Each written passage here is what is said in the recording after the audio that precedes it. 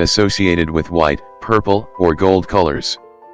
And all I can tell you about this chakra is that it's purely focused on our spirituality, connecting us to higher values, to the source, which some call God. The school of chakras originates from Hindu beliefs, and they were transferred to Western ground through Theosophy. If you're a Wiccan, or a pagan, or anyone from a different tradition that doesn't believe in chakras, you don't have to see them. You might, or you might not. I know a couple of people who don't believe in chakras, but they can see them. Often, chakras are considered by these people as metaphors of inner personalities, and they can be used for psychological analysis of a person.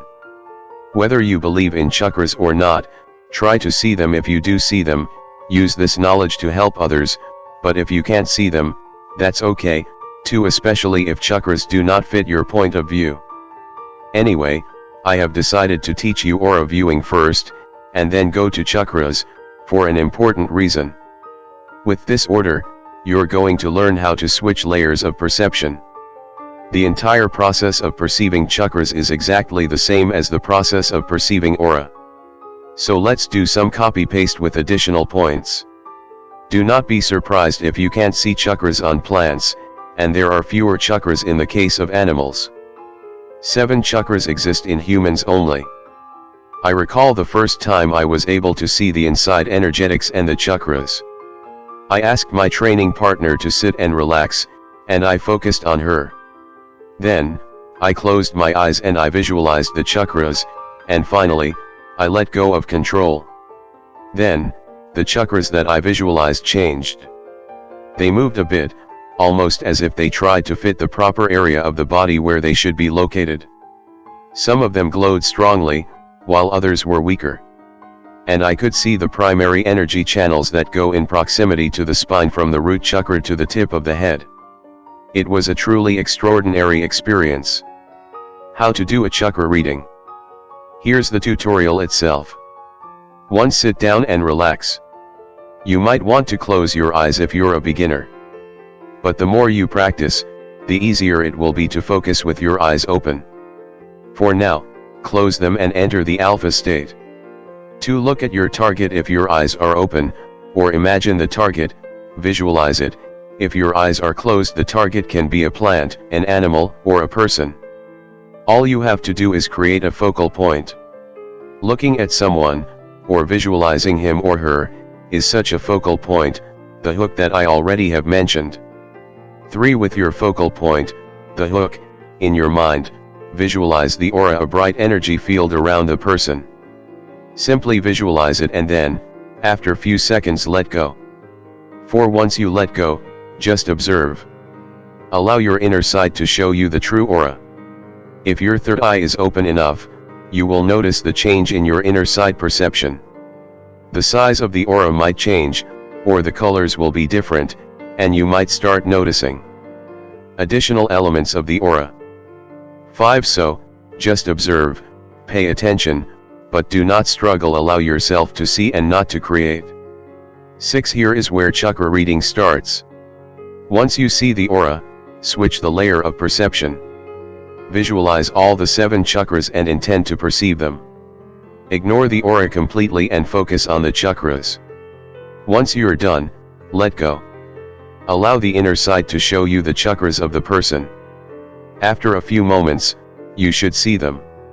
7. Then, simply observe. 8. When you're done with observation, relax, stop looking, and cut the energy cord, link, that you created. That's it. Once you can see the chakras, everything else is a matter of perception and analysis based on the intuitive work and personal understanding of things that you can see. You can see that some chakras glow strongly while others glow weakly, some might be bigger than others. Within some chakras, there might be some additional symbols or things included. Once again, you can ask the control questions for additional hooks to which your psychic intuition will assign answers. Which chakras are stronger, and which chakras are weaker? What colors can I see within this particular chakra? Are there any blockages or additional energetic structures within this particular chakra? Which chakras require balancing, and which chakras require cleansing? Ask, and the answer shall be given to you. I once saw a weird pattern of regular lines within the chakra of a person. I interpreted it, correctly, as a form of psychic shield, allowing some energies in and keeping some energies out. The person confirmed that such a shield had been placed on the chakra for spiritual purposes. Today, as a Reiki practitioner, I can often perceive the Reiki signs embedded within the chakras of other Reiki practitioners, simply because I know what to look for. The chakras have been nicely described in detail in my other book Psychic Development Simplified, and in the Chakra Handbook by Bodo Baginski, which I strongly recommend. But again, it's all about your intuition. Observe the chakras and everything that you can see within them, and your intuition will tell you what you see. That's it. You've learned how to perceive the chakras. Now that I've taught you how to see auras and chakras, there's something interesting that I want to mention. In most cases, it's difficult to perceive your own aura and your own chakras. It's funny, almost ironic, that even if we can perceive auras and chakras of others, most of us have troubles perceiving our own chakras and aura. This is normal at first, and maybe with time you can rebuild your mind to such a degree that you won't have too many mental blockages to block you from looking at yourself from an energetic perspective. Anyway, that's why it's a good idea to have friends that are also clairvoyant, so they can look at you if you have something attached to your aura, or when there are problems with your chakras. Perceiving inner energetics. The energy body of a person or animal is made of meridians, energy channels, and chakras, energy centers. All these can be perceived through clairvoyance in a similar way as you perceive chakras and the entire aura. All you have to do is to switch the perception. Intend to see the meridians and inner energetic systems beyond chakras, and within a few moments, you should be able to see them. You will perceive blockages of a different sort, or attachments, and things like this. An ability of perceiving the inner energetics is very useful for every person that is interested in psychic healing or Reiki practice.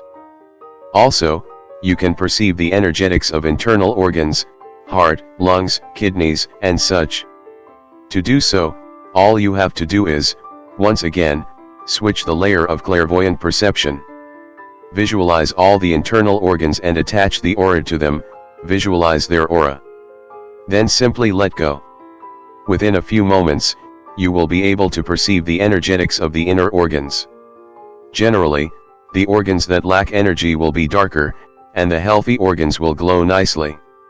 Of course, the way you recognize if the organ is energized or not, healthy or ill, is subjective. So learn your own symbols of perception. Again, remember to ask control questions. The more questions you ask, the more answers you will receive, and the more detailed your psychic reading and clairvoyant perception becomes. Just remember, the ability to perceive organs can be useful for psychic healers and Reiki practitioners, but as long as you're not a doctor, do not give any kind of medical diagnosis. More theoretical tips. As you progress with clairvoyant development in practical aspects, meaning that when you begin practicing the actual clairvoyance you will still charge the third eye, and it will get cleansed and healed. Because of this, with time more memories, patterns, and negative thoughts might appear in your conscious mind. When they do, use affirmations or core images or any other technique to work these out and heal your emotions. This will improve your clairvoyance, and it will also improve your daily life. Remember another thing, clairvoyant vision uses energies, our life force, chi. The more you look around, the more energies you burn, they're like fuel. So don't look all the time, especially when you still are a beginner. Manage your energies wisely and implement some kind of spiritual practice to recharge your psychic batteries. For example, learn Tai Chi Chuan or Qigong, or become a Reiki practitioner. Other methods of charging your psychic batteries include eating healthy food with a lot of fresh vegetables, getting good and peaceful sleep, rest, and meditation. When you're tired, don't look around, simply don't let yourself burn out completely. There is one more thing you need to keep in mind: learning to see won't allow you to see only spirits, ghosts, and some wicked energies. You will see both bad and good stuff. But more than that, you will see the problems people have. And finally, you will see the problems you have. Seeing is an element of spiritual growth, and spiritual growth is something that requires us to face our true self. In order to do so, we must face the illusion we've created around ourselves. And this may be painful for many. In simple words, you won't see only ghosts, but you will see your own lies, attachments, problems, and karma issues, the dirty stuff you wanted to forget about. But it's there, and seeing it allows you to heal yourself, and work things out. Keep this in mind. Seeing is cool, but using this ability for your own inner growth is even better. Doing psychic readings. Now it's time to get back to the clairvoyant laboratory and teach yourself how to perform a clairvoyant psychic reading. Actually, I already had explained what the psychic reading looks like when I taught you about the clairvoyant laboratory. It's not difficult, but I will explain it one more time. A psychic reading is one of the most popular uses of psychic perception in the world. In short words, it's a process in which information is collected via psychic means, and then it's provided to another person. Remember the safety rules. Ground and center yourself, cleanse yourself after each reading, especially between readings, and remember to light a candle during the reading. How to perform a psychic reading. Now, let's get to the tutorial itself. Let's say you have a client who wishes to receive a reading. The first question is, does this person ask a specific question or just want to know what's wrong with his or her life? In the first case, you're going to look for the answer to the specific question, and in the second case, you're going to look for any tips or messages that might be useful for the person who wants your psychic reading. So, let's begin. 1. Ground and center. When you perform a psychic reading, you will receive energies from the person. So ground yourself, visualize the energetic roots coming from your feet and going into the ground, and intend them to release all unnecessary or negative energies back to the ground automatically. Then, center yourself. Focus on the lower dantian for a while, then focus on the third eye. This time, it's a bit different because you need more energies within your third eye to work with. To connect with the person, you need to create a link. To do so, intend to connect with the person, just like that. It will work because energy follows thoughts. If you wish, you can visualize a peaceful cord of energy coming from your body and touching the body of the other person in front of you. Think, I wish to connect with the person in front of me, and you will get the connection, as well. 3. Enter the clairvoyant laboratory. Now, go to your clairvoyant laboratory. Close your eyes, relax, enter the alpha state, and see your lab. With time and practice, and with more experience, you won't have to close your eyes. You will just relax and be able to remain with eyes open, and yet, you'll be able to see your lab and perform your psychic work.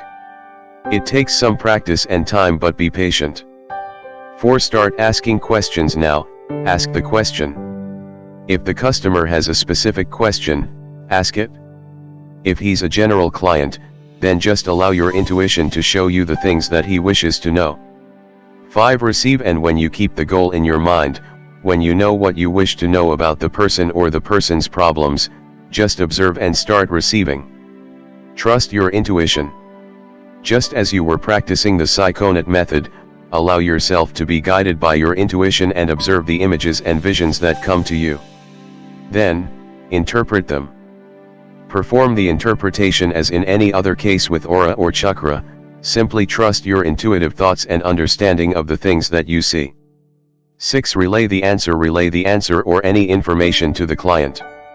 It might pull you out from your relaxation, but don't worry. Enter the alpha state again if you need to. With time, it will become a lot easier to perform the reading and talk to the person at the same time. At first, you might need to enter the lab, then get back to the real world, and relay the answer to the client. Don't worry about it, especially if you still are a beginner. 7. Cut the link. If the client doesn't have any more questions, end the reading and cut the link with the person. 8. Ground and center again. Ground yourself again, and then center and focus on the lower Tantian and direct all energies that aren't needed elsewhere to this area of your energy body. Finally, when the reading is done, cleanse yourself, because each time you connect with someone, you collect this person's energies of a different sort, so regular cleansing is important. You should cut the link at the end of the entire psychic reading session. You don't have to cut it after each and every visit in your clairvoyant laboratory, just after you're done with the person you've read. Beware. During a reading, you might accidentally receive a communication from spirits, ghosts. If you're not a skilled psychic and you know little about psychic self-defense, remember to shield yourself and ask your spirit guide for protection, even if you do not believe in spirit guides. If you're not skillful enough, refuse any form of spirit communication. Just shout in your mind no, and if the spirit is aggressive, break the connection with the client and end the reading. Spirit communication is a more advanced subject, and I don't feel experienced enough to discuss it. If you wish, you can perform psychic readings, or aura and chakra readings, at a distance. It's useful to know that, in the world of energies, there's no such thing as distance. In order to perform the reading at a distance, and you can read objects and places at a distance, too, you need a target, something that will mentally connect you with the person or place you wish to read. For example, a photo. It can be physical or digital. Or you might want to use the person's voice over the phone or Skype. Or you can use an email address and person's name. These are so-called coordinates, and trust me, they will work. When I offer psychic services at a distance, I usually require the email address and customer's PayPal data to get the connection. It may sound difficult, but it's quite simple. You look at the photo or email address, and you think to yourself, I wish to connect psychically with that person, and you're done, you're connected. Remember, you need to cut the link at the end of the reading session even if you read at a distance. Distance matters not on the spiritual plane. And that's how you perform the psychic reading. As a beginner, it's a great idea to practice psychic readings and other forms of readings, aura, chakra, with friends or family members. Use them as guinea pigs, of course. Ask them if they agree, first, and ask them for their feedback. Their feedback for your psychic findings will help you learn to work with intuition, interpretations, and with the clairvoyance itself. Now, whenever you do a psychic reading, or aura reading, or even chakra reading, do not focus on visual perception only. At the beginning of this book, I mentioned that, in most cases, clairvoyance acts as a primary psychic sense that often is supported by additional senses. So, keep an open mind. During the clairvoyant reading, you might experience clairaudience, feelings, intuitive messages, and you might simply know things. That's okay. Use all this additional psychic perception to improve yourself as a psychic. Beware, again. When you practice clairvoyance, practice it with a willing partner only, please. It's because whenever you look at a person you create an energy cord, a link that connects you with that person. And some people like their privacy, they don't like if someone is observing them. It's like looking at a person in the shower, not very ethical, is it? Most people won't realize that you're looking at them clairvoyantly, but you never know who you might stumble upon. If the person is a psychic or an occultist, he might consider your observation as a form of psychic attack, and he might defend himself through attacking you. So, please, be careful and practice only with people that are willing to do so. Practicing clairvoyance through observation. Now that you know a lot of practical skills like aura viewing or chakra and psychic reading, I can provide you with some additional exercises and examples that will help you with the development of your own clairvoyant abilities. There's a lot of things that you can observe through clairvoyance. You can use rooms, objects, crystals, and your garden outside to practice clairvoyance. You can develop this ability even if you don't have access to a training partner. In all the following situations, you need to use the technique that you have learned in the aura viewing and chakra reading tutorial. You focus on a hook an object or you visualize it, if you prefer to perceive things with your eyes closed. Then, you visualize the aura and the energetics. And finally, you let go. Within a few moments, you can perceive the energies of the target. Things you can practice with. First, you can observe every single object you can think of. The mighty collection of kitchen knives, the books on the shelf, the furniture, too. Every single object around you can be observed via clairvoyance because every single object contains some kind of energy. How is it different from auras? Well, auras are energy fields generated by living beings. Objects glow psychically because they collect energies from their environment. So you can see if an object is energized with positive energies, or if it contains dark, unpleasant energies. You can perceive and practice with talismans, amulets, and different types of sacred symbols. All these give some kind of visible energy. Visible through clairvoyance, of course. With time, you will be able to distinguish whether the kind of energy you see is positive, spiritual, or whether the energy that you see is unpleasant, negative, and requires cleansing. If you wish, you can perceive entire rooms and buildings. They glow as well, at least those that are cleansed and filled with spiritual energies, for example, temples, or sacred spaces in which a person meditates or performs some kind of spiritual work. You can use this skill to analyze which room in the building requires some psychic cleansing. If you have access to a sacred place, for example, a sacred mountain or sacred forest, take a look at it, as well. A word of warning here: if a place gives you the creeps and is said to be haunted, then, please, don't look around, you'll be safer this way. But if you know that a place is a sacred place, a power place, then take a look. You might be surprised to realize how strong it glows. You can practice clairvoyance by observing crystals. There are different types of crystals. Bring some types of crystals together and look at them, try to notice the subtle differences in their energetics. Then leave a crystal for a few weeks in the room in which you, for example, work, and look at it after these few weeks. Notice if the energetic changed, maybe the crystal is darker, maybe it collected some negative energies. Then cleanse the crystal, place it in salt water for 24 hours or bury it in the garden for 24 hours. Then take a look again. Does it look different? Maybe it's cleansed, cleaner. It should be. Our world is a beautiful place. Go outside and observe the energetics of the garden, the grass, all the flowers, the birds that fly around.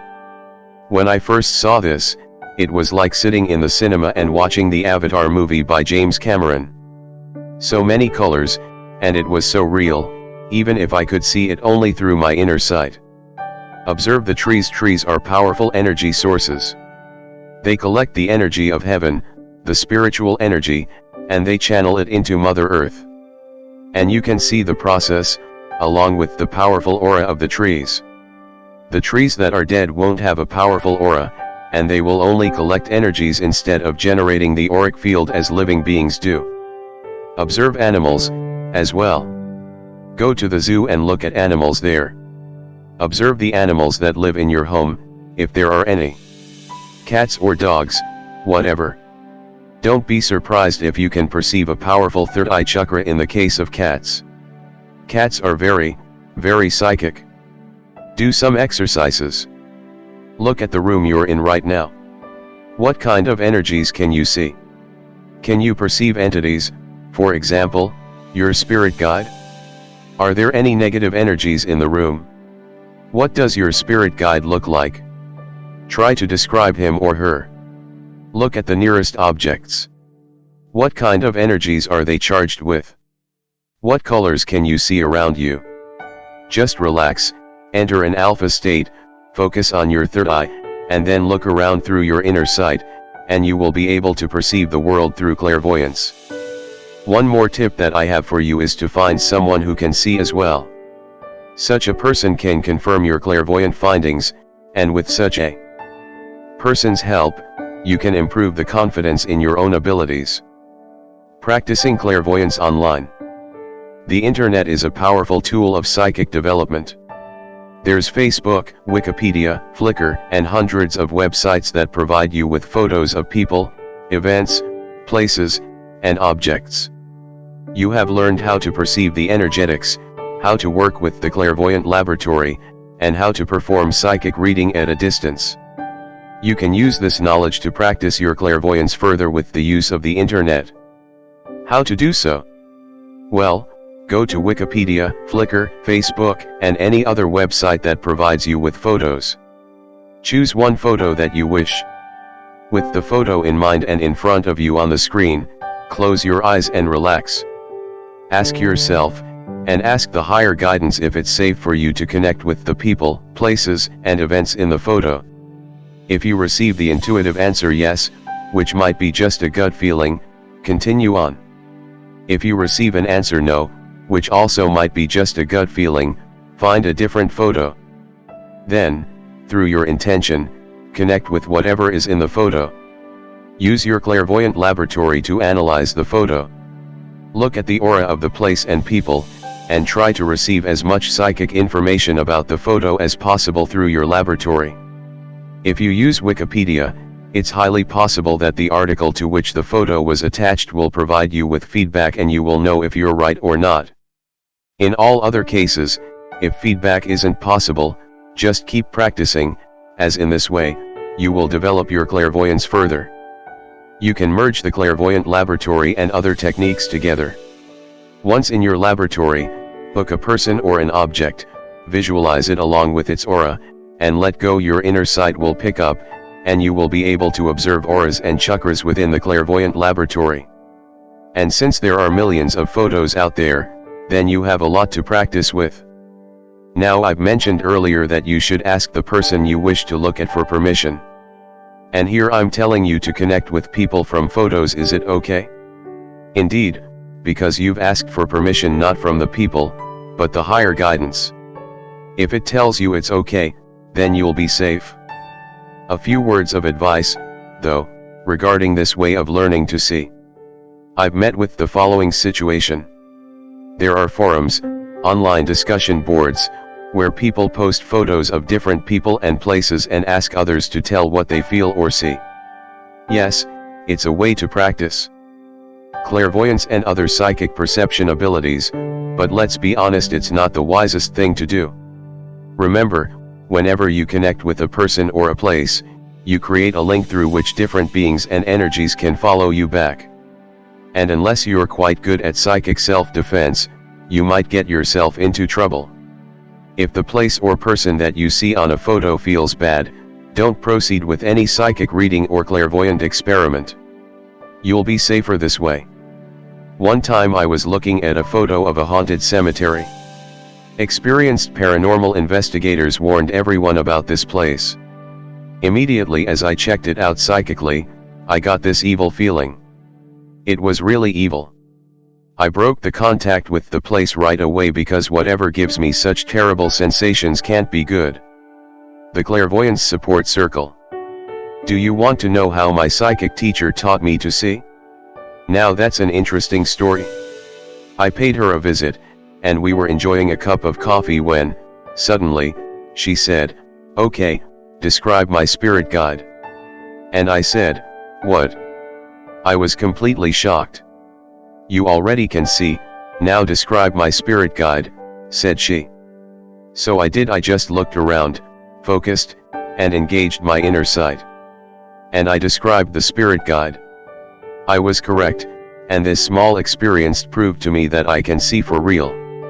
Other small experiences proved this to me, as well, where there were a couple of people in the room, and we could see the exact same thing together. That is why I believe that you should create a clairvoyance support circle. Simply gather 3 or 4 people who are interested in learning to see and to use clairvoyance and start the practice. Below are some exercises that will help you with a group practice. Describe the aura. Each one of you has an aura.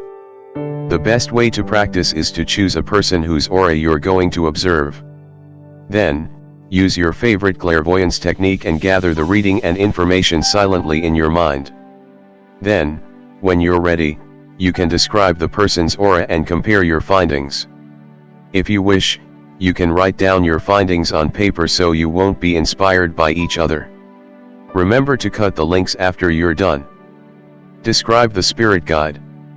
Another nice exercise is to describe the spirit guide of each member of the support circle. Choose a person whose spirit guide you're going to observe. Just think of the spirit guide and describe him or her. Then again, compare your findings. Now this exercise can be practiced on your own. Work with printed images. You can practice a different form of clairvoyance called remote viewing.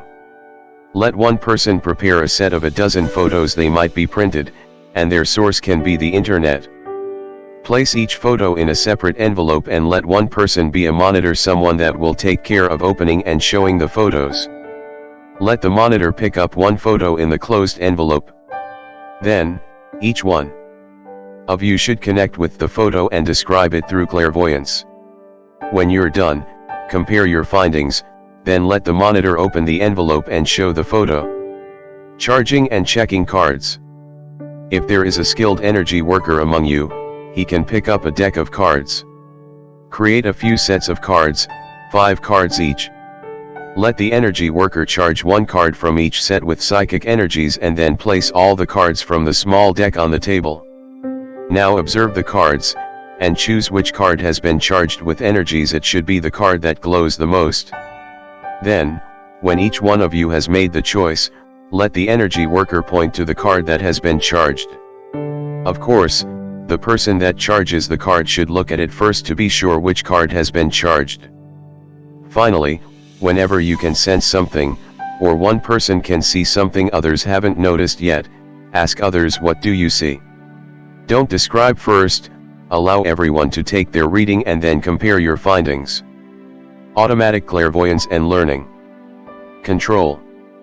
With time, you might notice that clairvoyance pops up on its own. You're doing normal things, and then, suddenly, you can perceive a spirit without any previous meditation or preparation.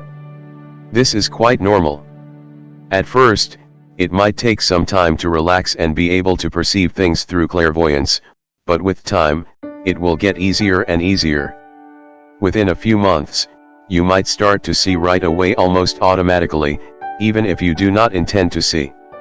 Relax, as this is a normal process of clairvoyant development. Your clairvoyance might turn on at any time. At first, you might be excited, but it's a good idea to learn a bit of control. So how should you control your clairvoyant abilities? First, when you do not wish to see, remember to ground yourself and center on your lower Tantian. This will bring energies back to this area of your energy body, and your third eye won't have enough energy. You can also intend to stop seeing. Simply think, I'm turning my clairvoyance off, I can't see right now. You can also visualize your third eye closing. Imagine your third eye as a normal eye that closes with an intention of turning clairvoyance off. You can also set up a psychic shield just as you learned how to create a defensive shield earlier in this book. Create a similar shield, but this time intended to block all psychic energies that lead to clairvoyant perception. You can also change the point of focus. When I do not wish to see, I'm thinking about blue ducks on white grass under a red sky.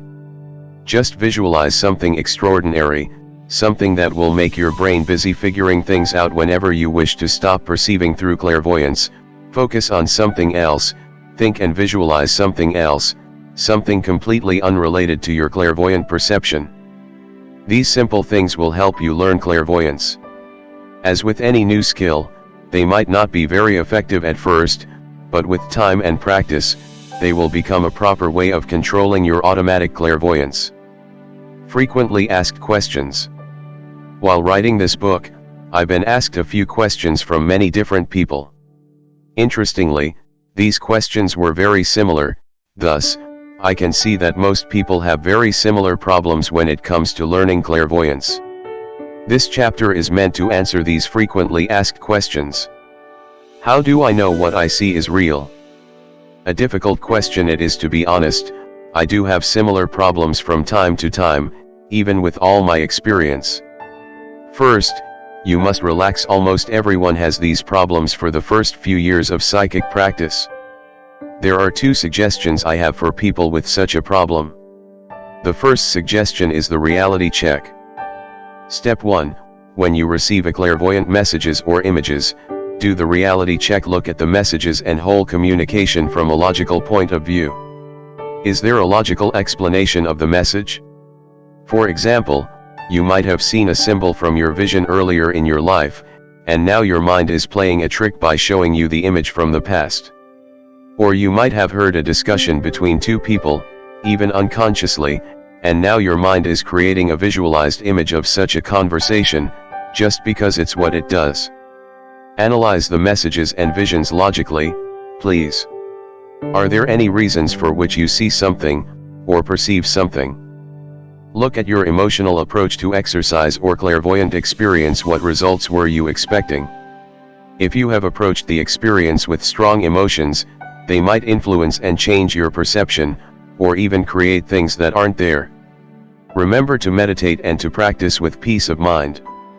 Do you have some emotional struggles or thoughts bothering your mind that might have influenced your perception in any way? Analyze the experience and see if your perception might be related to the thoughts bothering your mind at the time. Analyze your emotions, as well. If you believe that you want a specific experience to occur, if you want something badly, it might happen. Again, keep an open mind and don't expect anything in particular. If there is no logical explanation for things you see or feel, head for another step. Step 2, what does your heart tell you? Your mind is one thing, but if deep inside you, in your heart, you feel that the message or vision is genuine and that you're really receiving messages or clairvoyant visions, then trust your inner feelings. Then, go to step 3. Step 3, practice. The more you perform a reality check and pay attention to inner feelings for confirmation, the more experienced in distinguishing between your mind and real psychic perception you'll be. It's the process of learning. You look for logical explanations, and you find them, then you notice that nothing happens, the messages turned out to be useless, and everything is fine. That's a lesson, you've learned something. Another time, you find no logical explanation for your perception, and you trust your inner feeling. In the end, the messages turn out to be useful and beneficial, and real. That's a lesson, too. The more lessons you learn, the more experienced you will be in noticing the subtle difference between imagination and clairvoyance. It's a good idea to keep a diary, a journal of your clairvoyant perception. And from time to time, return to your earlier entries and analyze if they came true or not, or if they have a meaning from the perspective of time. These are lessons, too. Also, remember that, with enough practice, you will notice that there is a subtle difference between imagination or visualization, and real clairvoyance. And with time and experience, you will be able to distinguish one from another. This subtle difference cannot be explained with words. It's subtle, after all. But after a few months, definitely years, you will notice that you can easily distinguish if what you see is real or just imagined. Why can't I see anything? What I have learned in all these years of my psychic work is that everyone can see by use of clairvoyance. But not everyone is aware of this simple fact. First, do not struggle with the vision. Do not try to perceive the world through physical clairvoyance. This is a rare and advanced psychic ability. First, remember to use the inner sight, that fascinating, almost abstract inner layer of perception that I taught you in this book. Hook to a target. Use your visualization to pre-visualize the aura or energetics of the target, and then let go. Your inner sight will kick in, and you will see clairvoyantly. All you have to do is intend to see, and the first image that pops up in your inner sight represents the energetic world around you. The longer you focus, the more difficult it is to perceive the energies as they are. Why so? Because the more you focus, the more filters you add to the world you see. You add your own interpretations, beliefs, thoughts, desires, and so on. One of the most important things to learn in regard to psychic perception is to judge not. You must observe, not analyze. The more you analyze, the more blurred the reality of energies become. Of course, you will have to analyze the images, but the analysis goes next. First, you perceive without struggle and analysis. Then, when you have acknowledged the image, the vision, start the analysis, the interpretation that goes through your heart and intuition, and not through your logical mind, your brain. With time, you will learn to do so. But also, remember that your third eye must be open and energized. So remember not to jump into the practice of clairvoyance right away. Spend a few months practicing general psychic development, and then practice a few more months with third eye opening and healing. Then, start the practice of clairvoyance. Finally, remember to rebuild your beliefs about clairvoyance. I don't believe that I can do clairvoyance. That's a serious problem. If you do not believe you can do clairvoyance, you won't be able to do this. First, you must believe. For this purpose, I have taught you how to use the affirmations. They can be a serious pain in the back, as they can take a year or two to work your blockages and beliefs out, but this practice is worth it. Trust me, if your subconscious mind won't believe that you can do clairvoyance, then no practice or psychic development will help you out. So, please, practice affirmations. How to distinguish one entity from another? That's a tricky one. Generally, remember what I have said in this book: entities project their form to our minds on their own. For example, entities that belong to the group of fire elementals, salamanders, look nearly the same in all cases. They can be easily distinguished from, let's say, angels. Angels, on the other hand, have different forms, but in most cases for people in the Western world, they look human. They do have wings, sometimes they show them, sometimes they keep the wings hidden. The Bodhisattva of Avalokitesvara looks like a bright, glowing cloud of white and orange light, with a beautiful, woman-like face. But this is how I see this particular Bodhisattva. Yet these are light beings. More evil entities can project positive-looking forms while they're negative in nature. For example, an incubus/succubus, which doesn't have a gender, might project an image of a sexy male or female in order to have energetic sex with a physical person. Basically, there are two steps in learning how to distinguish one entity from another. The first step is the process of gathering knowledge, and the second step is learning to use your heart and intuition. So first, learn a lot about different spiritual entities, both the positive and negative ones. Most people perceive them in a similar fashion, so you can learn what to look for in these entities in order to distinguish one from another. Secondly, learn to use your heart and intuition when you perceive an entity. Do not rely only on your clairvoyance, but feel the entity. Energetic feelings and intuitive thoughts can rarely be faked, and if you can listen closely with your mind at peace, you can distinguish if the entity is positive or negative. But this takes time to learn, as well. Therefore, it's a great idea to have someone more experienced to call for help when needed, and consult your own perception with such an experienced person. And, finally, remember to start small. Learn how to trust your intuition through the simple psychonaut method and clairvoyant laboratory, then practice with simple things before you decide to start observing entities of a different sort. How do I trust the information I receive? Once again, remember the reality check. Look for logical explanations first. If there aren't any, feel what your heart and intuition tell you. Then, keep practicing and gain more experience. With time, you will learn how to connect these three things together, and you will be able to distinguish the real stuff from the imagined stuff. Trust cannot be created, it has to be earned. And you earn the trust for your own abilities when they come true or when they're confirmed by other psychics. So keep practicing and gain experience. What if I'm beginning to see